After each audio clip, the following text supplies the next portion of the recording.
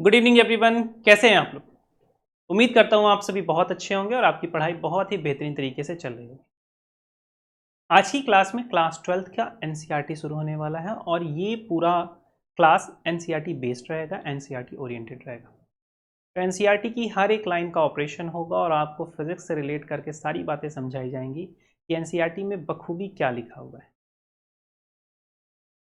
NCERT बहुत ज़्यादा ज़रूरी है। हर टॉपर, हर टीचर, सभी कोई कहेगा आपसे कि एनसीईआरटी पढ़ना है और एनसीईआरटी से क्वेश्चंस आपके एग्जाम्स में डायरेक्टली रिफ्लेक्ट होते हैं।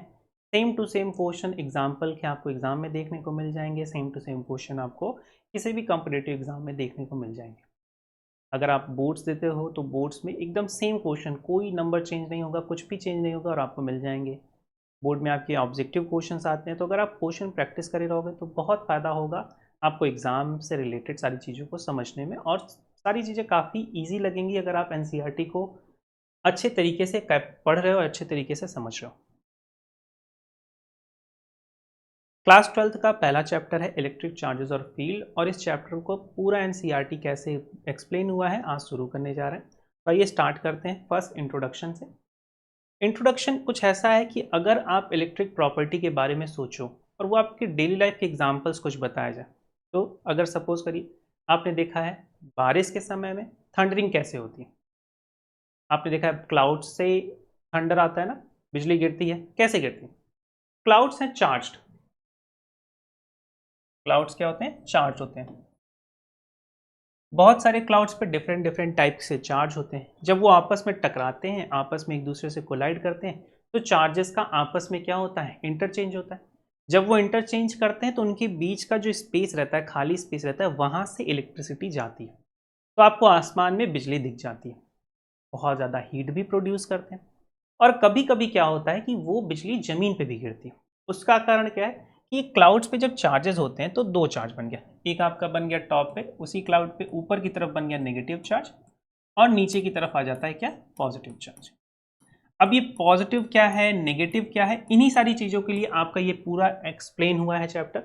अभी आपके पहले पैराग्राफ में कुछ एग्जाम्पल्स दिए गए हैं, जैसे sky during the thunder storms, ये, या फिर जब आप सिंथेटिक क्लॉथ्स पहनते हो, स्वेटर पहनते हो, पर्टिकुलरली ड्राई वेदर में, तो उनको जब आप उतारते हो या फिर आप जैसे वॉक करते हो तो आप थोड़ा सा क्रैकिंग वाली आवाज़ सुनते हो ना, पटाखों वाली आवाज़, या फिर जैसे इलेक्ट्रिक शॉर्ट सर्किट जब होता है तो थोड़ी आवाज़ आती है ना, कुछ वैसा सुनते हो। ये सारे जो एक्सप्लेन हुए हैं उनके लिए मैं आपको अभी समझा रहा हूँ।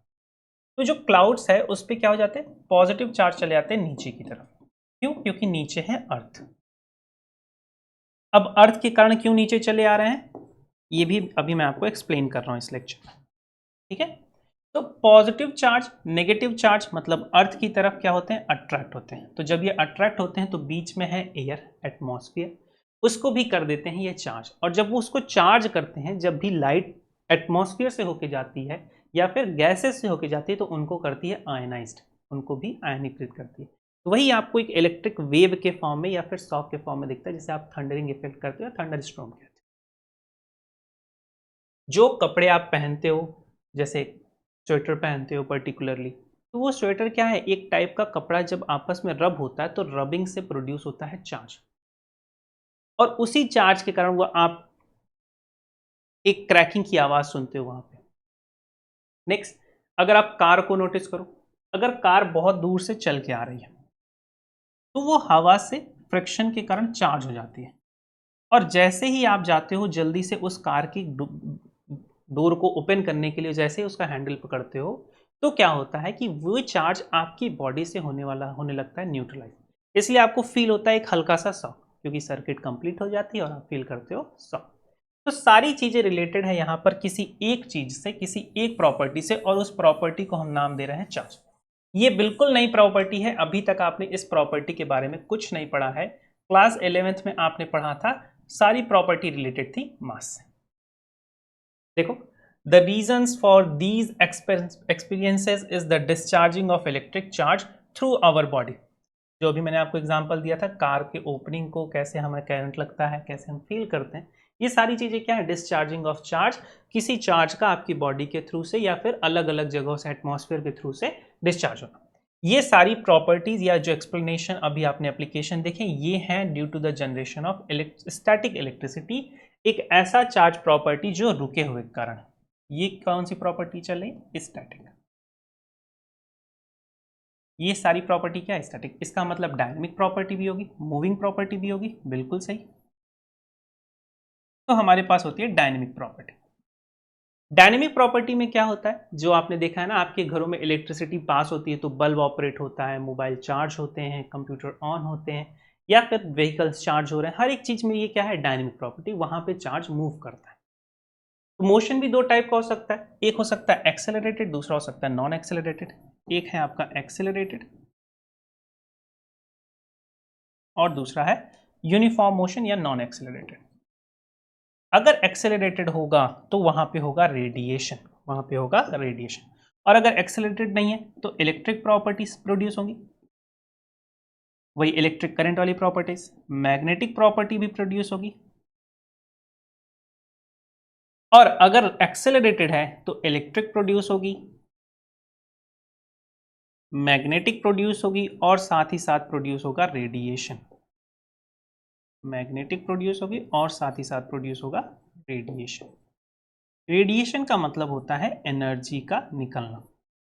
जैसे आपके घरों में बल्ब है, बल्ब से एनर्जी निकल रही है, रेडिएशन आप उसे कह सकते हैं। इसी तरीके से रेडियो एक्टिव एलिमेंट होते हैं, उनसे क्या होती है? एनर्जी या फिर रेज ऑटोमेटिकली निकलते रहते हैं, वो भी रेडिएट करते हैं। सन से भी एनर्जी ऑटोमेटिक अपने आप निकल रही है, वो भी क्या है? एक पार्ट ऑफ रेडिएशन। चलो, इस पैराग्राफ में जो एक इंपॉर्टेंट लाइन आपकी दी हुई है वो ये है, electrostatic deals with the study of forces, fields and the potentials arising from the static charge. जो हमारा स्टैटिक चार्ज है उसके कारण जो फील्ड प्रोड्यूस हो रही है, पोटेंशियल प्रोड्यूस हो रहा है और फोर्स प्रोड्यूस हो रहा है, उसका जो स्टडी है वो है आपका इलेक्ट्रोस्टैटिक। तो इलेक्ट्रोस्टैटिक बन गई एक फील्ड, क्या कह लो, एक ब्रांच। जो पहला बुक है उसमें एक ब्रांच आपका बन गया इलेक्ट्रोस्टैटिक, जिसके बारे में पूरा आपका पहला चैप्टर है। तो पहले चैप्टर को आप कह लीजिए ब्रांच है। कैसी ब्रांच है? उस ब्रांच का नाम क्या है? इलेक्ट्रोस्टैटिक। तो electrostatic is the branch of physics which deals with the static charge. Static का मतलब आप समझ रहे हैं, जो रुका हुआ है, जो मूव नहीं कर रहा है। और उसमें कौन कौन सी प्रॉपर्टी आप पढ़ेंगे? फोर्स की प्रॉपर्टी पढ़ेंगे, फील्ड की प्रॉपर्टी पढ़ेंगे और पोटेंशियल की प्रॉपर्टी पढ़ेंगे। ये आपका दो चैप्टर है। पहला चैप्टर एनसीईआरटी का, एनसीईआरटी चैप्टर 1 और एनसीईआरटी चैप्टर 2, ये दोनों आपकी किसकी प्रॉपर्टी है? स्टैटिक चार्ज की। तो आप इतनी बात समझ गए। अब एनसीईआरटी का जो सेकंड पार्ट दिया हुआ वो इलेक्ट्रिक चार्ज को समझने के लिए दिया है कि आखिर इलेक्ट्रिक चार्ज जनरेट कैसे हुआ, कहानी कहाँ से शुरू हुई थी। हमें आपसे ये बात करनी है कि शुरुआत कहाँ से हुई थी, कब कब से ये स्टार्ट हुआ, कब लोगों ने देखा होगा यार कि चार्ज ऐसा मूव कर रहा है, कब पहली बार उन्होंने एक ऐसा बैटरी डिवाइस या बैटरी डेवलप किया होगा जिससे चार्ज स्टोर किया जा सकता है, जिसमें चार्ज प्रोड्यूस हो सकता है। ये सारी चीज़ों की कहानी एकदम शुरू से। तो देखो, एकदम अगर एकदम शुरू की बात करें तो 600 BC की बात हो रही, बिफोर क्रिस्ट। सोचो 2000 आज चल रहा है और 600 BC मतलब टोटल 2600 ईयर्स हो चुके। उससे पहले एक छोटा सा, उस समय आप कह सकते हो कि ट्री का एक रेसिड्यू एलिमेंट था, जैसे आप कहते थे अंबर। तो अंबर एक ऐसी प्रॉपर्टी प्रोड्यूस करता था जिससे जो छोटे छोटे अदर ऑब्जेक्ट्स हैं उनको अट्रैक्ट किया जा सकता है। अभी प्रेजेंट आपने देखा होगा प्लास्टिक के स्केल आप बाल में रब करते हो, उसके बाद छोटे छोटे कागज के टुकड़ों को, पीसेस ऑफ पेपर को या डस्ट पार्टिकल को अट्रैक्ट कर सकते हो। तो ये सारी प्रॉपर्टीज जो प्रोड्यूस हो रही हैं, जो डेवलप हो रही हैं, उनके पीछे क्या रीजन है? चार्ज। तो सबसे पहले आपका एक एलिमेंट था जिसे आप क्या नाम दे रहे थे? अंबर। तो अंबर के अंदर एक ऐसी प्रॉपर्टी थी जिसे अगर किसी दूसरे एलिमेंट के पास लाया जाए तो वो उन्हें क्या करता था? अट्रैक्ट करता था। ये प्रॉपर्टी कुछ अदर कॉम्बिनेशन में देखा गया, जैसे प्लास्टिक की रॉड हो, ग्लास रॉड हो, इनको जब फर सिल्क के साथ रब करते थे तो वो भी कुछ इसी टाइप का फेनोमेना दिखाते थे। तो अभी शुरुआत, हमें कुछ नहीं पता है कि प्लस क्या है, माइनस क्या है, चार्जेस क्या है, इनके बारे में हम कुछ नहीं जानते। हमने क्या किया, दो ग्लास रॉड लिए, हमने दो ग्लास रॉड लिए और उनको सिल्क के साथ रब करा दिया। एक सिल्क का क्लॉथ लिया, सिल्क का कपड़ा लिया, उनको क्या करा दिया? रब करा दिया। जब इनको रब करा करके ग्लास रॉड को एक दूसरे के पास लाए, ये दोनों क्या थे? Glass rod. तो जब इस ग्लास रॉड को एक दूसरे के पास ला रहे थे तो क्या हो रहा था? ये दोनों एक दूसरे को रिपल कर रहे थे, ये दोनों एक दूसरे को दूर भगाने लगे। और उसी की जगह पे जब हम प्लास्टिक की रॉड को लिए, 2 प्लास्टिक की रॉड हमने ली, प्लास्टिक रॉड ली, और उसको भी सिल्क से या फिर आप कह सकते हो फर से हमने उनको क्या कराया, रब कराया, तो ये देखा कि प्लास्टिक की रॉड भी एक दूसरे को रिपल कर रही। लेकिन सबसे मजेदार बात क्या हुई कि जब ग्लास रॉड और प्लास्टिक की रॉड को एक दूसरे के पास लाया गया तो इनके बीच होने लगा अट्रैक्शन। इनके बीच होने लगा क्या, अट्रैक्शन। तो देखो 2 बातें बनी। एक बात बनी कि ग्लास को ग्लास के पास लाने से हो रहा था रिपल्सन, प्लास्टिक को प्लास्टिक के पास लाने से हो रहा था रिपल्सन।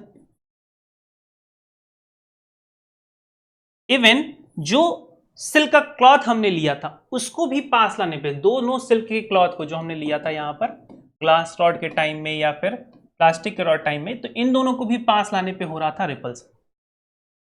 लेकिन उसी सिल्क के क्लॉथ को जब हमने प्लास्टिक के रॉड से रब किया और प्लास्टिक की रॉड वाला सिल्क क्लॉथ ग्लास की रॉड वाले सिल्क के क्लॉथ के पास आया तो दोनों के बीच होने लगा अट्रैक्शन। तो इसका मतलब दोनों बातें निकालकर केवल एक बातें सामने आई है कि 2 ही चीजें हैं, एक हो सकता है रिपल्सन और दूसरा हो सकता है अट्रैक्शन। तो 2 प्रॉपर्टी बनी। एक प्रॉपर्टी आपकी बनी है like charges repel each other और unlike charges attract each other. ऐसा क्यों कहा, क्योंकि जब ग्लास को हम रब कर रहे थे, 2 ग्लास की रॉड थी, जब दोनों को सिल्क से रब किया तो दोनों पे सेम प्रॉपर्टी प्रोड्यूस हुई होगी, तो इन पे हमने कहा लाइक होगा। मान लो इस पे एक्स चार्ज रहा होगा तो इस पे भी एक्स रहा होगा, तो like charges are repelling each other. लेकिन उसी ग्लास रॉड को जब हम प्लास्टिक के पास ले जा रहे हैं तो प्लास्टिक पे कुछ और रहा होगा, तो वो दोनों एक दूसरे को क्या कर रहे हैं, अट्रैक्ट कर रहे हैं। अभी भी हमें प्लस और माइनस के बारे में कोई कहानी नहीं पता चली है, वो कब आ रहा है उसके बारे में सुनो। देखो एक साइंटिस्ट आए बेंजामिन फ्रैंकलिन, और बेंजामिन फ्रैंकलिन ने यह देखा कि जब ग्लास रॉड को जो हमने रब कराया था उसको सिल्क से रब कराया था, सिल्क का क्लॉथ था, इससे रब कराया था, और अभी आपने देखा कि रब करने पर ग्लास रॉड पे कोई चार्ज आ गया। जब कोई चार्ज आ गया है उसके बाद फिर से उन्होंने सिल्क के क्लॉथ को ग्लास के रॉड के साथ पकड़कर रख दिया। ऐसा करने पे क्या हुआ कि ये दोनों जीरो हो गए। कुछ देर बाद ना ग्लास रॉड पर कोई प्रॉपर्टी शो हो रही थी रिपल्सन या अट्रैक्शन की, ना ही सिल्क की क्लॉथ। तो इसका मतलब ये जो प्रॉपर्टी डेवलप कर रहे थे ये दोनों एक दूसरे को न्यूट्रलाइज भी कर दे रहे हैं। तो एक पर कुछ प्लस की पावर हो रही होगी, एक दूसरे पे कुछ माइनस की पावर हो रही होगी, और दोनों को आपस में लाने पर फिर से वो जीरो हो जा रहे हैं। इसी प्रॉपर्टी को देखते हुए बेंजामिन फ्रैंकलिन ने क्या बोल दिया कि charges can be only 2 types, one is positive and another is negative. अब देखो उस समय ग्लास रॉड को उन्होंने पॉजिटिव बोल दिया इसलिए हम पॉजिटिव बोल रहे हैं, उस समय उन्होंने प्लास्टिक रॉड को नेगेटिव बोल दिया इसलिए हम नेगेटिव बोल रहे हैं। तो जिस पे पॉजिटिव आ रहा है वो बन गया पॉजिटिव चार्ज, और जिस पे नेगेटिव जा रहा है वो बन गया नेगेटिव चार्ज। लास्ट एग्जांपल में अगर हम लोग जाएं तो ग्लास की जो रॉड थी इसको जब आप सिल्क के साथ रब कर रहे थे तो सिल्क पे आ रहा था नेगेटिव और ग्लास रॉड पे आ रहा था पॉजिटिव। डायग्राम में आप देख सकते हो पॉजिटिव बना हुआ है। तो दूसरी ग्लास रॉड को जब हमने रब करके लाया तो उस पर भी था पॉजिटिव, तो पॉजिटिव पॉजिटिव लाइक चार्जेस हुए, ये दोनों एक दूसरे को क्या कर रहे हैं, रिपल कर रहे हैं। उसी तरीके से जब प्लास्टिक रॉड को हमने सिल्क के साथ रब किया तो सिल्क पर आया अब पॉजिटिव और प्लास्टिक पे आया नेगेटिव, तो प्लास्टिक और प्लास्टिक एक दूसरे को क्या करने लगे, रिपल। लेकिन अब ग्लास रॉड पर है पॉजिटिव, प्लास्टिक रॉड पर है नेगेटिव, इन दोनों को जब एक दूसरे के पास लाएंगे तो यहां पे हो रहा है अट्रैक्शन। और एनसीईआरटी में यही, इस पैराग्राफ में पूरा यही एक्सप्लेन हुआ है कि किसको किसके साथ रब कर रहे हैं। और मेन लाइन आपकी यहां पे लिखी हुई है like charges repel each other and unlike charges attract each other. अगर वो लाइक है मतलब पॉजिटिव पॉजिटिव है तो इनके बीच होगा रिपल्सन, नेगेटिव नेगेटिव है तो इनके बीच होगा रिपल्सन, और इसी की जगह अगर वो है पॉजिटिव नेगेटिव तो इनके बीच हो रहा है अट्रैक्शन। पॉजिटिव नेगेटिव कैसे नाम पड़ा, क्योंकि वो दोनों एक दूसरे को न्यूट्रलाइज कर दे रहे हैं, इसलिए एक का नाम पड़ गया है पॉजिटिव और दूसरे का नाम पड़ गया है नेगेटिव। प्लास्टिक रॉड सिल्क के साथ रब करने पर प्लास्टिक हो जा रही है नेगेटिव, सिल्क हो जा रहा है पॉजिटिव। इतनी बातें आपको यहां तक के पैरा में जो मेन थी वो आपको मिल गई। ये फिनोमिना जो इस बॉडी पे जो चार्ज आ जा रहा है इसको आप कहते हो इलेक्ट्रिफिकेशन। वो प्लास्टिक की रॉड या फिर ग्लास की रॉड या फिर सिल्क उन पे चार्ज हो गया तो आप उन्हें कहते हैं इलेक्ट्रीफाइड हो गई या फिर चार्ज हो गई, और प्रोसेस आप क्या करो, इलेक्ट्रिफिकेशन। तो इलेक्ट्रिफिकेशन का एक प्रोसेस आप समझ रहे हो यहां पर कि फ्रिक्शन। अगर हम फ्रिक्शन कराते हैं, रबिंग कराते हैं उनके बीच, तो उसके कारण जनरेट होता है क्या? चार्ज। चलो नेक्स्ट प्रोसीड करते हैं। अब चार्ज किसी बॉडी पे डेवलप है, वो पॉजिटिव है या नेगेटिव है, इसको अगर हमें चेक करना है तो उसके लिए एक सिस्टम बनाया गया जिसे आप कहते हैं इलेक्ट्रोस्कोप, या फिर मशीन है जिसे नाम दिया गया क्या? इलेक्ट्रोस्कोप। देखो यहां पर ध्यान से सुनिएगा मेन बात, ट्रू टेस्ट ऑफ चार्ज, ये बहुत एग्जाम में पूछा जाता है कि ट्रू टेस्ट ऑफ चार्ज क्या है, अट्रैक्शन है कि रिपल्सन है? तो ट्रू टेस्ट ऑफ चार्ज होता है हमेशा रिपल्सन। ये हमेशा क्या होगा? रिपल्सन। अभी आपने पढ़ा कि like bodies repel each other और unlike bodies attract each other. अगर यहां पर हमारे पास एक चार्ज प्रॉपर्टी है, एक चार्ज बॉडी है, और इसके पास किसी न्यूट्रल को ले आ जाए, न्यूट्रल का मतलब जिस पर कोई भी चार्ज नहीं है, ऐसा ही समझते हो क्या आप? न्यूट्रल का मतलब होता है उसके पास है इक्वल नंबर ऑफ पॉजिटिव और equal number of negative charge. जब आप इसके पास लाते हो कोई चार्ज बॉडी, तो ये क्या करता है, इस बॉडी में जो न्यूट्रल बॉडी थे उसके नेगेटिव चार्ज आ जाते हैं उस तरफ जिस तरफ इसको कोई कर रहा हो अट्रैक्ट। तो हमने पॉजिटिव बॉडी ली थी, पॉजिटिव बॉडी इसको कर रही थी अट्रैक्ट, और पॉजिटिव चार्ज इसके कहां चले गए? दूसरे एंड पे चले जाएंगे, नेगेटिव चार्ज इसके उस एंड पे आ जाएंगे जहां पर हम इसके पॉजिटिव चार्ज या पॉजिटिव चार्ज वाले ऑब्जेक्ट के पास लाए थे। अब इसके कारण क्या होगा? ये इसको अट्रैक्ट कर लेगा, ये इसे क्या कर लेगा? अट्रैक्ट कर लेगा। मतलब अट्रैक्शन, रिपल्सन की बात नहीं हो रही है, अट्रैक्शन चार्ज्ड बॉडी और न्यूट्रल बॉडी के बीच भी हो सकता है, लेकिन रिपल्सन हमेशा चार्ज्ड बॉडी के बीच ही होगा। दोनों बॉडीज को क्या होना चाहिए? चार्ज। पॉजिटिव है तो ही रिपल्सन होगा, नेगेटिव है तो ही क्या होगा? रिपल्सन होगा। उसी को देखते हुए एक डिवाइस बनाया गया जिसका नाम दिया जा रहा है इलेक्ट्रोस्कोप। इलेक्ट्रोस्कोप क्या है? सिंपल, तुम इसे घर में भी बना सकते हो। एक बॉटल ले लो, कांच का बॉटल ले लो या प्लास्टिक का बॉटल ले लो, उसके जो आप कह सकते हो कि उसका जो माउथ होता है उसको वहां पर क्या करो, एक कार का टुकड़ा लगा दो, ठीक है। एक मेटल रॉड ले लो, मेटल की स्केल ले लो, और इसके एंड पर आप जैसे जो सिस्टम बनाया गया है, जो डिवाइस बनाई गई, वहां पे गोल्ड लिया गया, वहां पे क्या किया गया? Gold leaves.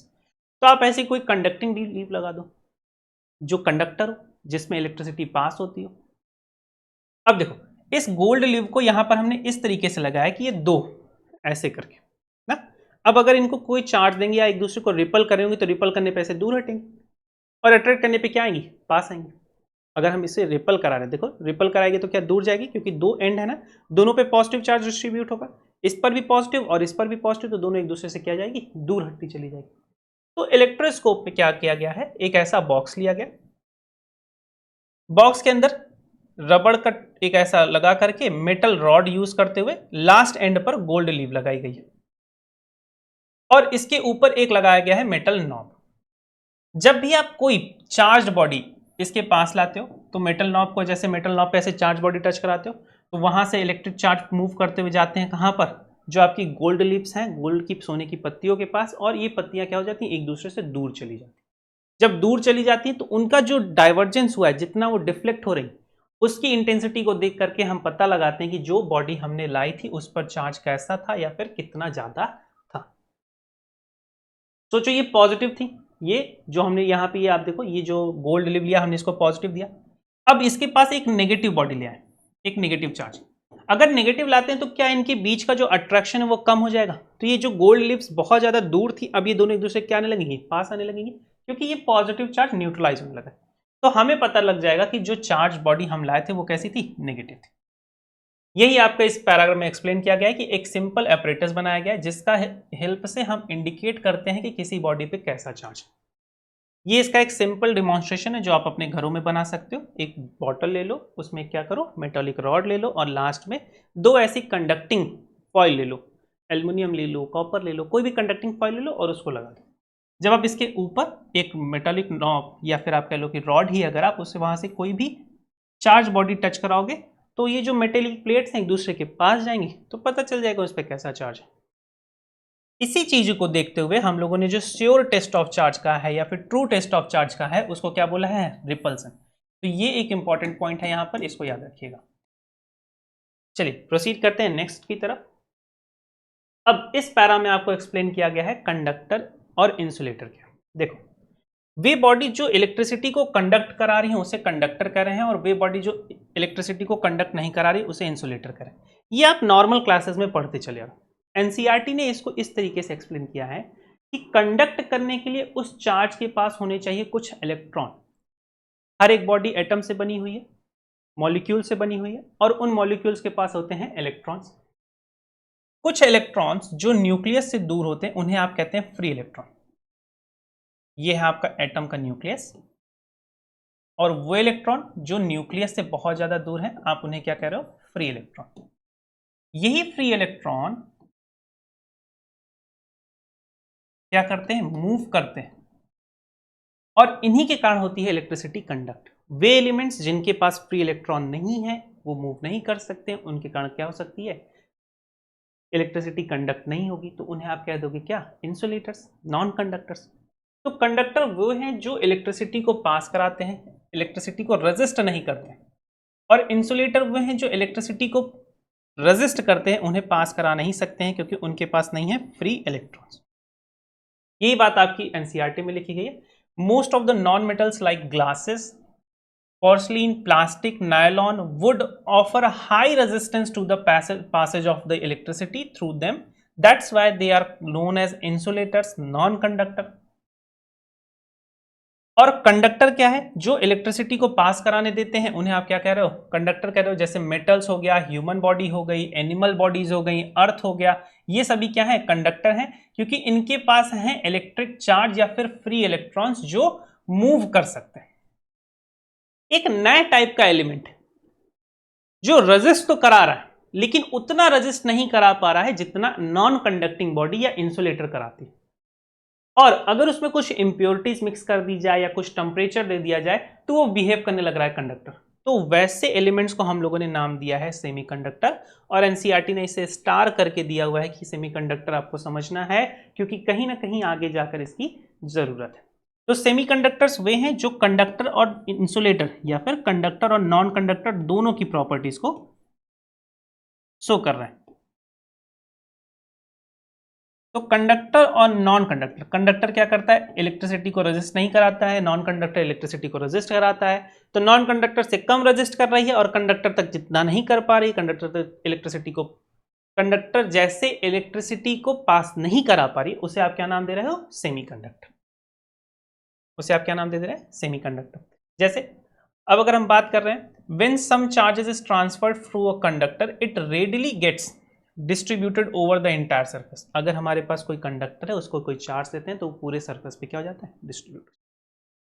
डिस्ट्रीब्यूट हो जाता है।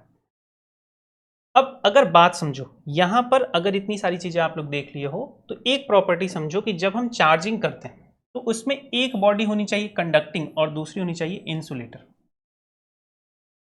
देखो, जब आपने प्लास्टिक लिया था ना, प्लास्टिक से ऐसे रब कराया था, अभी हम लोगों ने प्लास्टिक लिया था, ग्लास रॉड ली थी एनसीईआरटी के एग्जांपल में, और वो दोनों क्या है? इंसुलेटर है, तब भी वहां पर चार्ज प्रोड्यूस हो रहा है।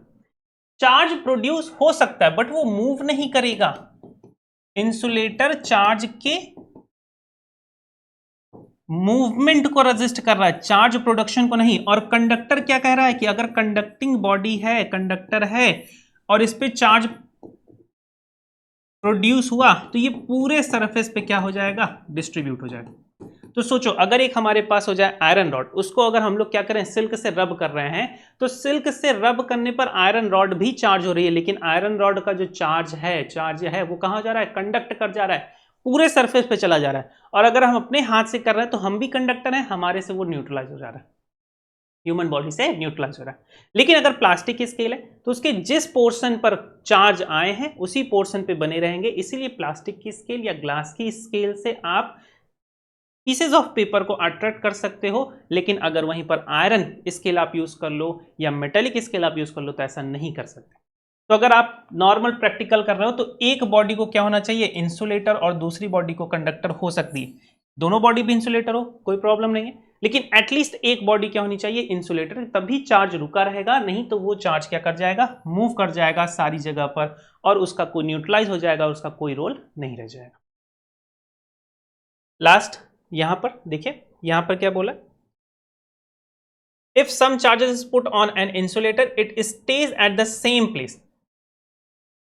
और वो रुका क्यों रह रहा है? क्योंकि उसकी बहुत सारी प्रॉपर्टीज़ हैं, मूव नहीं कर सकता है। वो आप नेक्स्ट चैप्टर में पढ़ोगे, जहाँ पर आप कंडक्टिविटी के बारे में पढ़ोगे और सारी चीज़ें के बारे में पढ़ोगे। This property of the materials are known as electrifying और इलेक्ट्रिसिटी और इलेक्ट्रिक चार्ज।